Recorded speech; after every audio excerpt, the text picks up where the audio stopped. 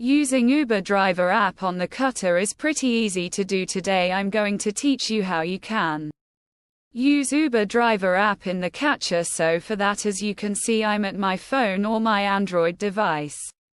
Now here I simply go to the Uber application, so I'm just going to search for Uber and I'll go to the Uber application. Now there are two types of, the first one is Uber driver and the other one is Uber Eats. So just need to make sure you are the Uber application, and here you have to get started. Now here, if you want to log into your account first, after logging into your account you will easily be able to book a ride. You just need to add your location, your destination location, and you will be able to see a different option for booking a ride. There should be a mini car, luxury car, or a normal car, and you will also be able to book the bike as well. So just need to select the right one for you, and you have to now click on book, and you will get some sort of amount which you need to pay with that as well. So that's pretty much it. That's how you guys can do it. Your biggest